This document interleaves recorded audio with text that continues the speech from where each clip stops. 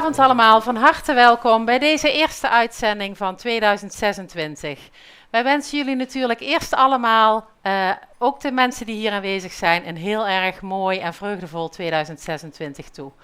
Vandaag gaan we het hebben over onze hersenen en de dementie natuurlijk. Dementie is een ziekte die vooralsnog niet te genezen is, terwijl er wel jaarlijks steeds meer mensen met dementie bijkomen.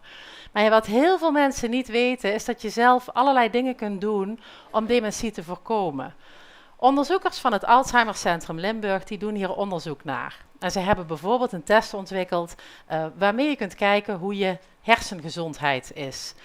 Op dit moment loopt de campagne We zijn zelf het medicijn. En vandaag hebben wij een van deze onderzoekers bij ons die ons van alles uit gaat leggen over wat wij zelf kunnen doen. Ik ben Nicole, en ik ga vandaag in gesprek met Annalena Richter. Hallo Annalena. Hallo. Jij bent een van de onderzoekers. Wil je heel kort even iets zeggen en dan begrijp ik dat jij zelf het woord gaat nemen. Ja, dat is goed. Ik ben Annalena. Ik heb een achtergrond in de hersenwetenschappen en ik ben werkzaam bij het Alzheimercentrum in Limburg in Maastricht. En ik ga straks nog meer uitleggen waarom ik voor de hersenwetenschappen heb gekozen en voor deze campagne waarmee we bezig zijn. Oké, nou jij gaat ons wat vertellen. Wij gaan geboeid luisteren, denk ik. Ik wens jou succes en heel veel plezier en ik ga lekker zitten. Ja, super. Dankjewel. Nou, nog een keer welkom allemaal en fijn dat jullie vanavond hier naartoe zijn gekomen. We gaan het vandaag hebben over hersengezondheid en we gaan vooral focussen op de rol van leefstijl op het gezond houden van onze hersenen. En ik zal me eerst even kort voorstellen. Ik ben Annalena en misschien hebben jullie het al gehoord. Ik ben niet van oorsprong Nederlands. Ik ben geboren en opgegroeid in Duitsland. En daar heb ik aan de universiteit in Bonn de bacheloropleiding biologie afgerond. En ik was eigenlijk altijd benieuwd naar wat gebeurt eigenlijk in ons lichaam tijdens het ouder worden. Dus daarom besloot ik 2021 naar Nederland te gaan verhuizen en aan de Universiteit Wageningen vakken te volgen hoe mensen eigenlijk gezond kunnen blijven. En tijdens mijn bachelorscriptie had ik het dan over de rol van vitamine D bij de ziekte van Alzheimer. En ja, daarna merkte ik echt dat dit echt mijn interesse was. Dus daarom besloot ik een 2-jarige master te volgen in de hersenwetenschappen aan de Universiteit Maastricht. En daar deed ik van allerlei experimenten in het lab, van celkweek en dieronderzoek. Maar toen kwam ik er toch achter dat ik iets met mensen wil doen. Dus juist die interactie met mensen miste ik eigenlijk in het lab. Ja, de mensen voor wie het onderzoek uiteindelijk uitvoert. Dus daarom besloot ik dan naar het Alzheimercentrum Limburg te gaan. Daar ben ik begonnen afgelopen zomer. En ja, mag dan nu verder gaan met mijn onderzoeken. En dit jaar is voor mij ook goed begonnen, want ik mag daar ook met een nieuwe functie beginnen, namelijk als promovender. Dus dat betekent dat ik straks mijn eigen promotieonderzoek opstel en ook uiteindelijk uitvoer. En dat gaat dan over het vinden van nieuwe risicofactoren of juist beschermende factoren van dementie. En hoe we deze kunnen gebruiken om preventieve strategieën op te stellen. Dus strategieën om onze hersenen zo lang mogelijk gezond te houden en zo hopelijk de dementiegetallen omlaag te houden. Nou, wat is het Alzheimercentrum Limburg? We zijn opgericht in 2000 en we zijn het eerste Alzheimercentrum van heel Nederland. En het is een samenwerkingsverband tussen de Universiteit Maastricht en het Ziekenhuis Maastricht. En we zijn opgedeeld in 3 verschillende onderzoekslijnen. En ik ben dan werkzaam bij de onderzoekslijn risico en preventie. En hier kunnen jullie een foto zien van ons team van het Alzheimercentrum Limburg. Dus we zijn echt heel veel mensen, iedereen is bezig met andere projecten en we ondersteunen elkaar natuurlijk bij allerlei verschillende dingen. Nu wil ik verder gaan met iets interactiefs, dus namelijk een breinquiz. Want ik denk dat de een of ander misschien wel al iets weet over de hersenen en dementie. Dus nu kunnen we even testen of dit ook echt zo is. Of misschien weten jullie sommige dingen ook nog niet. Dus ik zou zeggen, beginnen we met de eerste vraag. Waar of niet waar? Je hersenen kunnen je hele leven nieuwe verbindingen aanmaken. Ik geef jullie even wat tijd om hierover na te denken. Ja? Ja, jullie hebben gelijk, het is inderdaad waar. Dus zolang we eigenlijk onze hersenen blijven prikkelen en uitdagen, kunnen we steeds nieuwe verbindingen tussen onze zenuwcellen aanmaken. Dus ook steeds nieuwe dingen blijven leren. En dat ook op latere leeftijd. Dus het gaat natuurlijk wel, als je ouder wordt, een stukje langzamer en moeilijker, maar het is nog steeds mogelijk. Tweede vraag. Hoeveel procent van alle energie gaat naar je brein? Is het A, 5%, B, 20%, C, 55% of D, 75%? Wie denkt A? B? C? D? Ik ga het oplossen. Het is B, 20%. Maar, alhoewel onze hersenen maar 2% van ons hele lichaamsgewicht uitmaken, hebben ze toch 20% nodig. Dus dat is alsnog, in vergelijking met hoeveel procent ze eigenlijk uitmaken van ons lichaamsgewicht, is dat toch best veel procent. En dat komt omdat onze hersenen eigenlijk de hele tijd bezig zijn. Niet alleen tijdens het sporten, maar ook tijdens een boek lezen, tijdens televisie kijken op de bank en zelfs tijdens het slapen. Dus we hebben echt een constante stroom aan energie nodig. De derde vraag. Hoeveel kilometer bloedvaten bevat je brein? Is het A 50 kilometer, B 150 kilometer, C 300 kilometer of D zelfs 600 kilometer? Ik hoor heel veel.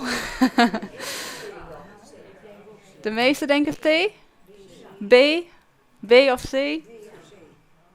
Het is zelfs D. 600 kilometer bloedvaten.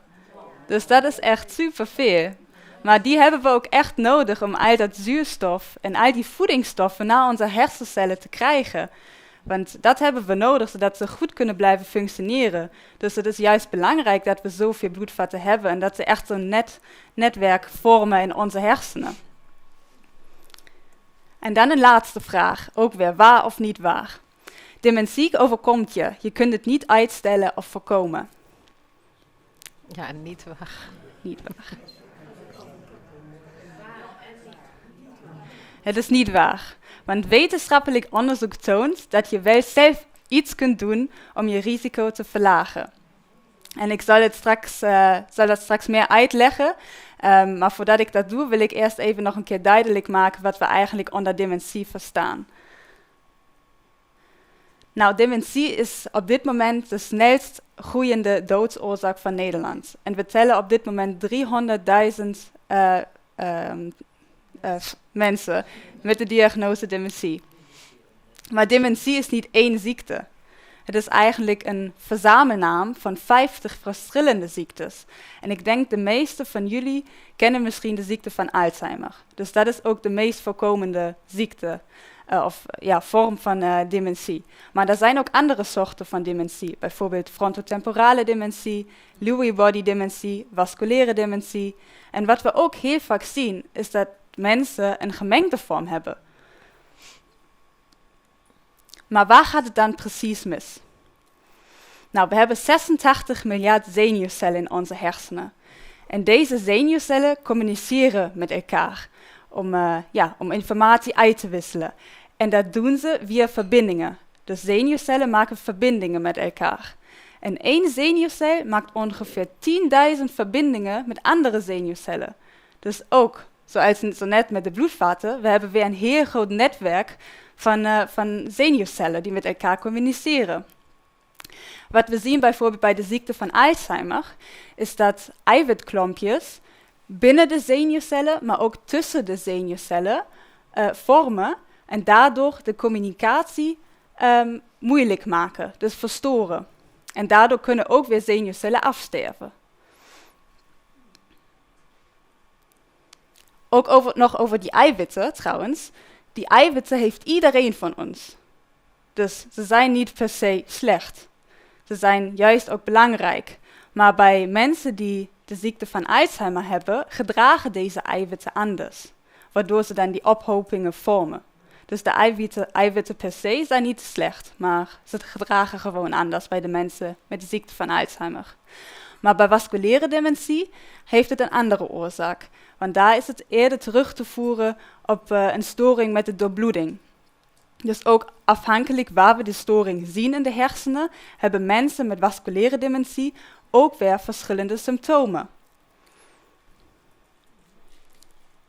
Dus we weten al heel veel over dementie. Maar we weten eigenlijk ook heel veel niet over dementie. Bijvoorbeeld, zoals Nicole heeft gezegd, we hebben nog steeds geen optimale medicijn gevonden die dementie kan genezen. Maar wat we gelukkig wel weten, is dat we door leefstijlaanpassingen wel onze hersenen gezond kunnen houden en daardoor ook weerbaarder kunnen maken tegen de ziekteprocessen die dementie veroorzaken. Nu wil ik het hebben over de risicofactoren van dementie. En die kunnen we indelen in 3 categorieën. Categorie 1 bevat dan risicofactoren die niet veranderbaar zijn. Daaronder vallen bijvoorbeeld leeftijd, dus je ouder je bent, je hoger je risico om dementie te krijgen, maar ook erfelijkheid. Maar dit hangt ook echt af van de soort dementie. Bijvoorbeeld bij de ziekte van Alzheimer is het maar een heel klein percentage. Dus daar speelt erfelijkheid eigenlijk een heel kleine rol. In vergelijking met frontotemporale dementie, waar erfelijkheid dan wel een grotere rol speelt.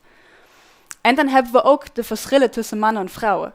Want 1 op de 5 Nederlanders krijgt gedurende zijn of haar leven dementie. Het zijn 1 op de 7 mannen, maar 1 op de 3 vrouwen. En dan hebben we ook nog risicofactoren die worden beïnvloed door je omgeving. Dus bijvoorbeeld door luchtkwaliteit. Of je kunt denken, hoe is je buurt ingericht? Zijn er sportfaciliteiten, zijn er fietspaden?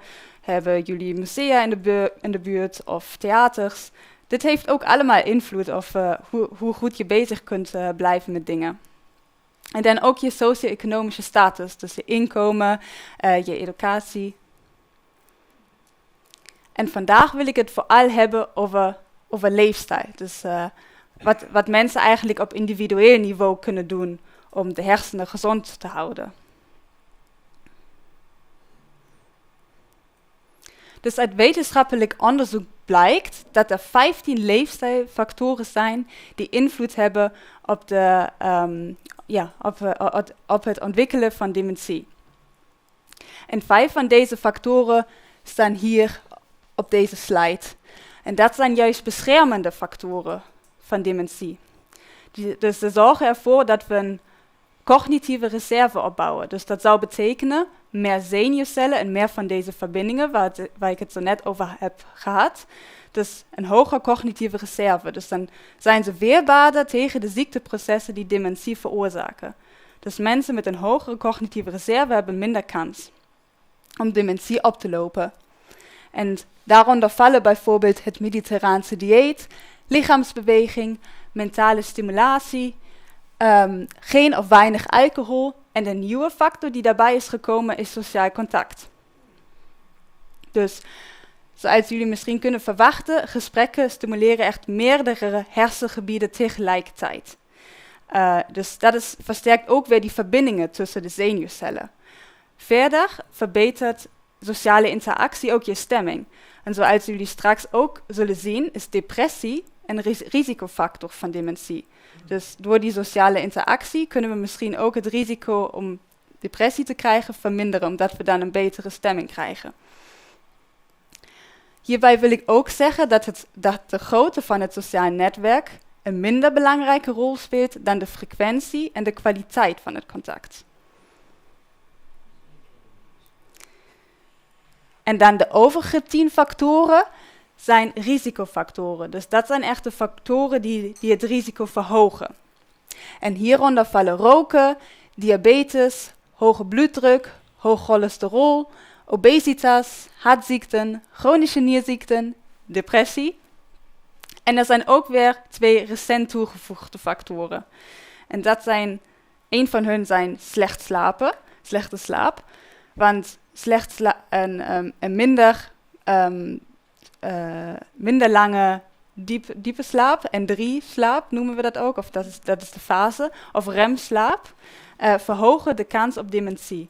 Dus deze diepe slaapfase zijn eigenlijk heel belangrijk voor herstelprocessen in onze hersenen. Dus tijdens het slapen wordt ons brein schoongemaakt.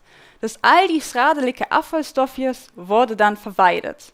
Dus mensen die slecht slapen, daar werkt het niet goed.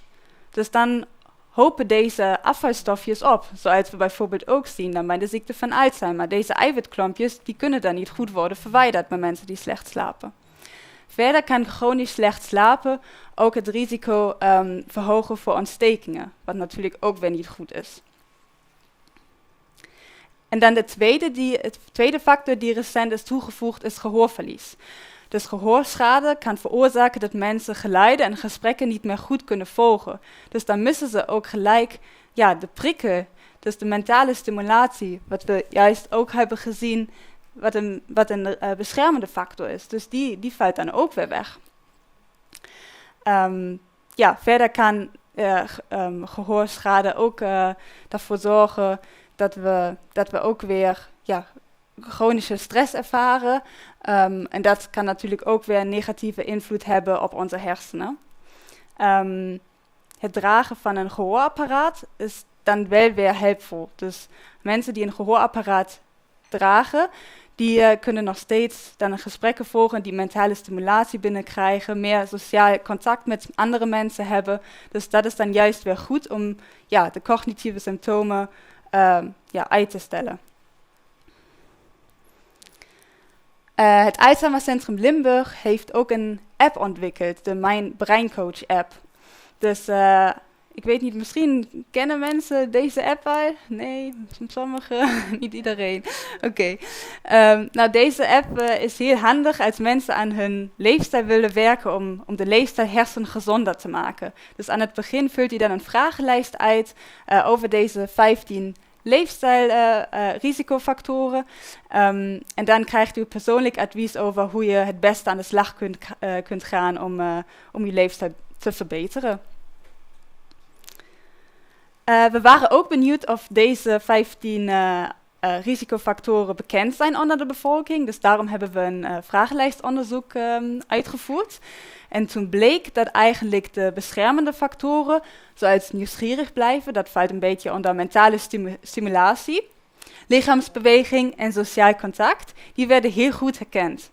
Maar minder goede herkenning hadden we dan bijvoorbeeld voor de cardiovasculaire factoren. Dus hoge cholesterol, hoge bloeddruk, overgewicht en ook de 2 nieuwe factoren, slechte slaap en gehoorverlies, die werden ook minder goed herkend. Dus daarom zijn we sinds februari 2025 bezig met een campagne. We zijn zelf het medicijn. Dus daar proberen we eigenlijk mensen te informeren over de rol van leefstijl op het gezond houden van de hersenen. En ook te motiveren tot een hersengezonde leefstijl. En hier op deze slide kunnen jullie wat campagnemateriaal zien wat we dagelijks gebruiken. En ik heb vandaag ook wat spullen meegenomen en die hebben we overal een beetje op tafel gelegd. Dus jullie mogen natuurlijk alles meenemen. Daar staat ook nog verder informatie, QR-codes. Dus jullie kunnen het rustig mee naar huis nemen en doorlezen. En onze campagne focust op 4 leefstijladviezen en deze heb ik hier op een rijtje gezet. Deze zijn: blijf nieuwsgierig, eet gezond, beweeg regelmatig en wat goed is voor je hart is ook goed voor je hersenen. En ik zal nu 1 voor 1 langs de verschillende leefstijladviezen gaan. Blijf nieuwsgierig. Dus zoals ik al eerder heb gezegd, dat valt onder de factor mentale stimulatie, dus de beschermende factor. Dus wat kun je doen om je hersenen te blijven prikkelen? Probeer iets nieuws te ontdekken en wees sociaal actief. Dit is trouwens ook mijn persoonlijk nieuwjaarsvoornemen, want het gebeurt toch vaker dat mensen bezig zijn of gewoon aan de gewoontes vasthouden die je al jaren gewoon doet. Maar het is juist belangrijk om de uitdagingen te zoeken. Ook nog steeds op latere leeftijd. Dus ik heb nu besloten om dit jaar bijvoorbeeld een lesje stijldansen te volgen. Maar ja, hoe kunnen jullie hiermee aan de slag? Het kan echt op zoveel verschillende manieren. En natuurlijk ook altijd persoonlijk toegepast. Dus mensen bijvoorbeeld die van sporten houden, die kunnen een nieuwe sportcursus volgen. Dat is trouwens ook een goede manier om weer andere mensen te leren kennen. Of een nieuw spel uitproberen met kinderen of familie, vrienden, wie dan ook. Of een nieuw recept koken. Of een nieuwe taal leren. Dat kan ook inmiddels super makkelijk en gratis via je telefoon of laptop. Dus er zijn echt verschillende manieren.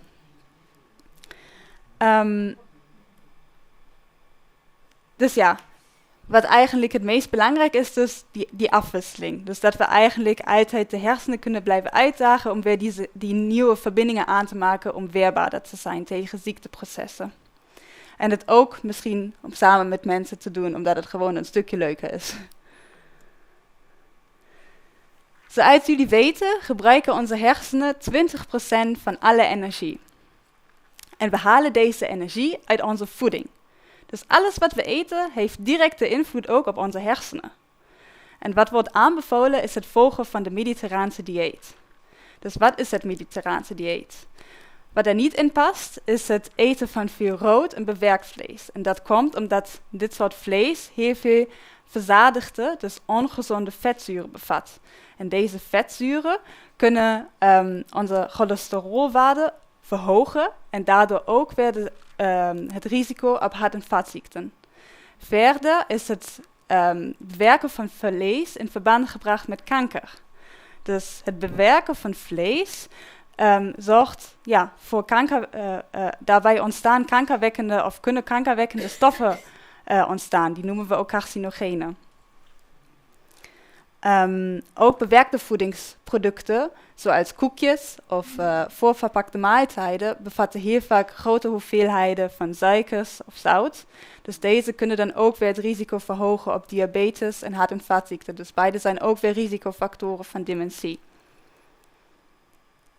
Dus wat past er dan wel in? Nou, de belangrijkste energiebron van onze lichaam is eigenlijk glucose. En glucose halen we uit koolhydraten. En dat zit bijvoorbeeld in volkorenproducten. Maar wat we ook echt aanbevelen is het eten van volkorenproducten in plaats van witte graanproducten. Want bij het eten van volkorenproducten krijgen we echt langdurige energie. Dus daardoor wordt je bloedsuikerspiegel ook stabiel gehouden. En ook volkorenproducten zijn heel rijk aan vezels. Dus vezels zijn ook heel goed voor je darmen, dus zorgen voor een gezonde darmflora. En er is ook steeds meer onderzoek gedaan over het verband tussen de darmen en de hersenen. Dus het gezond houden van de darmen is ook goed voor het gezond houden van de hersenen.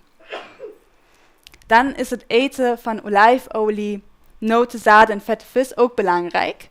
Want deze bevatten dan de onverzadigde, gezonde vetzuren. Dus deze kunnen dan de LDL-cholesterol, dus dat is de slechte cholesterol, verlagen en daardoor ook het risico om hart- en vaatziekten op te lopen.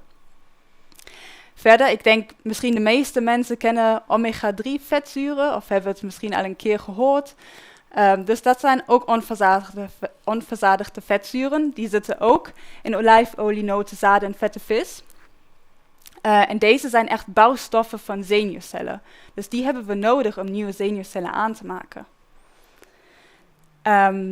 Dan natuurlijk genoeg groente en fruit eten, want dat bevat veel vitamines en mineralen die ook helpen bij denkprocessen. En het eten van magere eiwitten, dat zit bijvoorbeeld in kip of in peulvruchten zoals kikkererwten, linzen.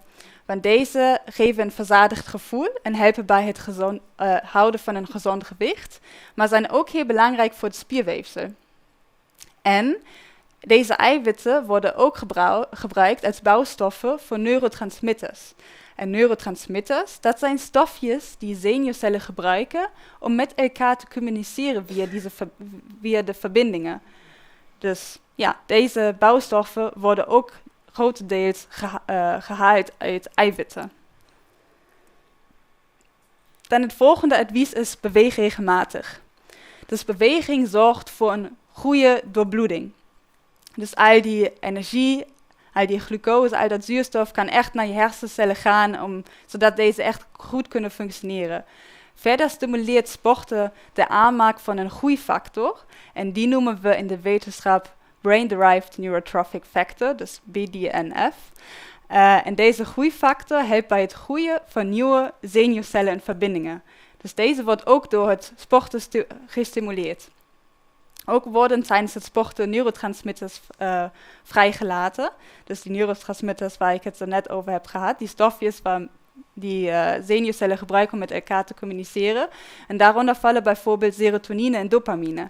En deze geven dan een gevoel van plezier, motivatie, verbeterde concentratie, verbeterde stemming. De stemming is ook weer, zorgt juist voor een bescherming.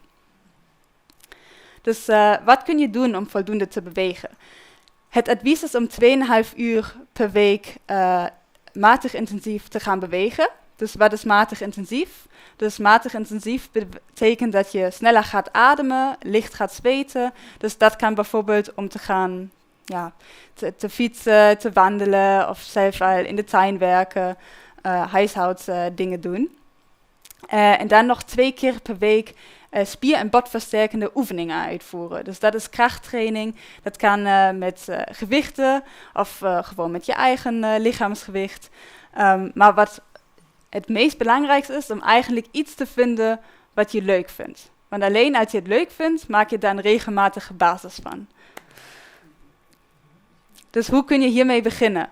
Nou, het is beter om kleinere doelen te zetten die realistisch zijn. Dus daar kun je bijvoorbeeld denken aan een bushalte eerder uitstappen. Of een keer met de fiets gaan in plaats van met de auto om boodschappen te doen. Er zijn echt verschillende mogelijkheden. Dus iedereen mag dan ook zelf bepalen wat een goed doel is. Ook maak het onderdeel van je routine. Dus bijvoorbeeld wat ik altijd doe is na mijn lunch, dan ga ik een klein stukje wandelen. En dat is echt maar 10 minuten. Dus het hoeft niet een wandeling van 1 uur te zijn, maar gewoon een rondje lopen. En beweeg samen. Dus vraag een vriend, collega, wie dan ook. Gewoon om samen een rondje te gaan lopen of een cursus te volgen, wat dan ook. En het laatste advies, dus hart- en vaatgezondheid, hebben jullie eerder gezien, was een van de minder bekende factoren. Maar ja, hart- en bloedvaten zijn alsnog heel belangrijk. Weet misschien nog iemand hoeveel kilometer bloedvaten het waren? 600, klopt. Dus deze hebben we echt nodig, zodat de energie en zuurstof naar je zenuwcellen komen. En dat wordt getransporteerd via het bloed. Dus het is echt heel belangrijk om deze gezondheid goed in de gaten te houden. Want bijvoorbeeld een hoge cholesterol of een hoge bloeddruk zijn ook heel vaak onbemerkt. Dus mensen ervaren niet per se symptomen, maar deze factoren kunnen dan alsnog schade verrichten aan je bloedvaten. Dus het is goed om deze altijd in de gaten te houden. Dat kan gewoon thuis, bijvoorbeeld om regelmatig lichaamsgewicht te meten of bloeddruk via een thuisbloeddrukmeter. Maar je kunt natuurlijk ook altijd bij de huisarts terecht voor een bloedonderzoek om bijvoorbeeld cholesterol of bloedsuiker te laten bepalen. En ook het vasthouden aan goede, gezonde leefstijlgewoontes, zoals voldoende beweging en gezond eten, helpt natuurlijk ook bij het gezond houden van je hart en je bloedvaten. Dus hier nog een keer de of de take-home messages op een slide gezet. Dus je kunt je eigen kans op dementie beïnvloeden. En gezonde leefstijlkeuzes maken begint bij jezelf, maar wordt deels ook door je omgeving bepaald. En hier nog een keer de 4 leefstijladviezen vanuit de campagne. Blijf nieuwsgierig, eet gezond, beweeg regelmatig. En wat goed is voor je hart, is ook goed voor je hersenen. En dan wil ik jullie allemaal bedanken voor het luisteren. En ik hoor uit er nog vragen zijn.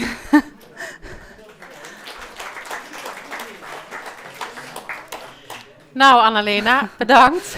Ik hing aan je lippen.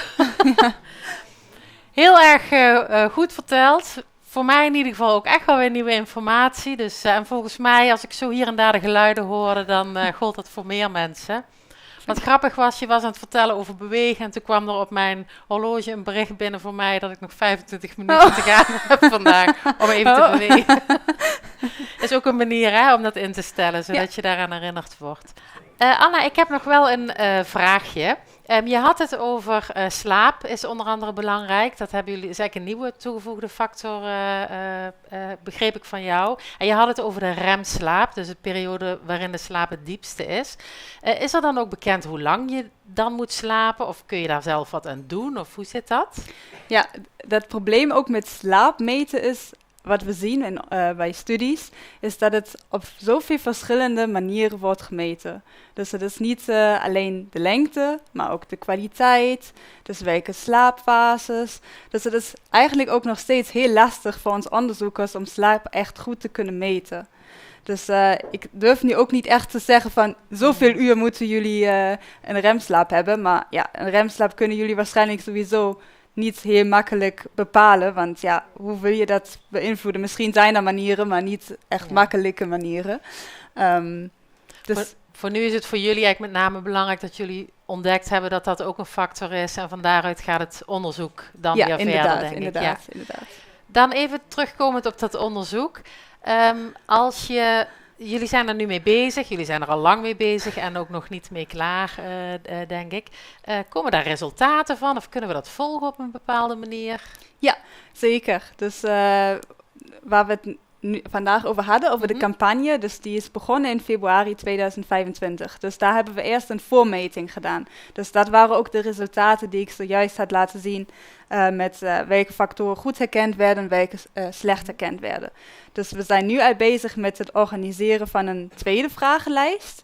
Dus daar komen dan waarschijnlijk ook in de loop van dit jaar hopelijk de eerste resultaten om echt te kunnen vergelijken, heeft dit geholpen? Dus worden nu deze factoren beter herkend door mensen. Door het gebruik van de folders die ik vanavond mee heb genomen en de boekenleggers en andere campagnematerialen. En deze lezingen die we geven. En hoe kunnen wij dat volgen? Ik zou misschien een mail sturen met een link of zo. Ja, oké. Dan kunnen we dat in ieder geval hier binnen het café een beetje bijhouden. Kunnen mensen dat ook zelf via de website of zo bijvoorbeeld, als ze dat zouden willen bijhouden? Ik denk, we hebben sowieso een website. Dus de website die heet ook We zijn zelf het medicijn. Dus die staat ook overal op de folders.